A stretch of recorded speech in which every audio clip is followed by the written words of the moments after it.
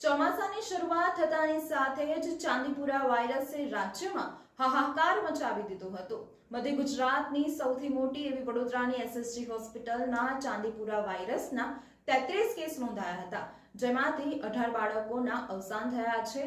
અત્યારે 6 બાળકો સારવાર હેઠળ છે, જેઓને સાજા થતા વોર્ડમાં શિફ્ટ કરવામાં આવ્યા છે। 8 બાળકો અત્યારે સારવાર લઈ રહ્યા છે અને 2 બાળકો આઈસીયુમાં સારવાર હેઠળ છે। આ અંગેની વધુ માહિતી ડોક્ટર રિંકી શાહ દ્વારા આપવામાં આવી। વડોદરા તથા આસપાસના જિલ્લાઓમાં ચાંદીપુરા વાયરસનો કહેર શમ્યો ન હોવાનું જાણવા મળી રહ્યું છે। હાલની સ્થિતિએ એકાદ દોકલ કેસો સામે આવી રહ્યા છે, પરંતુ અત્યાર સુધીની સ્થિતિ ચિંતાજનક હોવાનું માનવામાં આવી રહ્યું છે। તો બીજી તરફ ચાંદીપુરા વાયરસના શંકાસ્પદ લક્ષણોથી પોઝિટિવ કેસ સુધી તમામની સારવાર માટે એસએસજી હોસ્પિટલનું તંત્ર સજ્જ છે।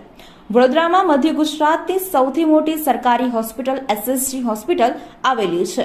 હાલ ચાંદીપુરા વાયરસની સ્થિતિને જોતા હોસ્પિટલમાં બાળ દર્દીઓ માટે સારવારની તમામ સુવિધાઓ અહીંયા ઉપલબ્ધ છે। વડોદરા તથા અન્ય જિલ્લાઓમાંથી શંકાસ્પદ ચાંદીપુરા સાથે દર્દીઓ એસએસજી હોસ્પિટલમાં આવી રહ્યા છે, જે તમામને સારવાર આપવામાં આવી રહી છે।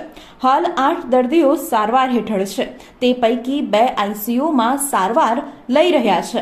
બાકીના 6 બાળકો સાજા થતા વોર્ડમાં શિફ્ટ કરવામાં આવ્યા છે, તેમ તબીબીએ જણાવ્યું હતું। ડોક્ટર રિંકી શાહ જણાવે છે કે શંકાસ્પદ ચાંદીપુરાના 33 દર્દીઓ અત્યાર સુધી આવ્યા હતા, તેમાંથી 6 દર્દીઓ ચાંદીપુરા પોઝિટિવ હોવાનું ટેસ્ટમાં જાણવા મળ્યું હતું।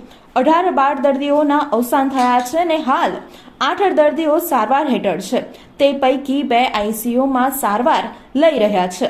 બાકીના 6 બાળકો સાજા થતા વોર્ડમાં શિફ્ટ કરવામાં આવ્યા છે। 7 બાળકોને રજા આપી દેવામાં આવી છે।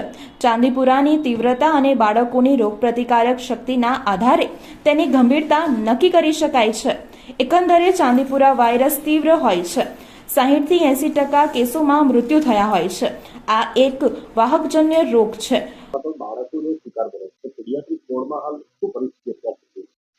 અત્યાર સુધી અમારી પાસે 34 જેટલા કેસીસ આવ્યા છે અને એનાથી 19 જેટલા ડેથ થયા છે અને 8 બાળકો હજુ પણ સારવાર હેઠળ છે, જેમાંથી 2 બાળકો ક્રિટિકલ છે અને 6 બાળકો જે ક્રિટિકલ હતા અને એ લોકો સાજા થઈ ગયા છે અને એમને અત્યારે વોર્ડમાં સારવાર આપી રહ્યા છે। ના, દરેક બાળકોના લક્ષણો જે આવતા હોય છે એ તો સેમ જ છે। દરેક બાળકોમાં અમને વધુ પડતો તાવ, ઝાડા ઉલટીના સાથેના લક્ષણો, તદુપરાંત અર્ધબેભાન અવસ્થા અને બેભાન અવસ્થા તેમજ ખેંચ અને આંચકી જેવા લક્ષણો દરેક બાળકોમાં પ્રેઝન્ટેશન સેમ જ છે। શહેરી વિસ્તારમાંથી મોટે ભાગે રૂરલ એરિયા, ગ્રામ્ય વિસ્તારમાંથી જ આવ્યા છે। શહેરી વિસ્તારમાંથી આવ્યા હતા પણ એ નેગેટિવ છે। હાલ એક પેનિક ઊભું થયું છે બાળકોમાં કે તાવ આવે તો એમને એવું લાગે છે માતા પિતાને કે આને ચાંદીપુરા થશે, તો કેવી રીતે કન્ફર્મેશન માતા પિતા મેળવી શકે? હા, વાયરલ ઇલનેસીસ ઘણા બધા થતા હોય છે। એ દરેક વાયરલ ઇલનેસ ચાંદીપુરા જ છે એવું માની લેવું જરૂરી નથી। અમારી પાસે જેટલા પણ કેસીસ આવ્યા છે એમાંથી માત્ર 6 કેસ પોઝિટિવ આવ્યા છે અને બાકીના નેગેટિવ છે। તો ઘણા બધા વાયરલ ઇલનેસીસની અંદર બાળકોમાં તાવ આવવો અને આ પહેલા પણ ઘણા બધા કેસીસ થતા હતા, એમાં બાળકને તાવ આવતો હતો, એટલે દરેક કેસમાં તાવ આવે એનો મતલબ એવું નથી કે ચાંદીપુરા વાયરલ ઇલનેસ છે।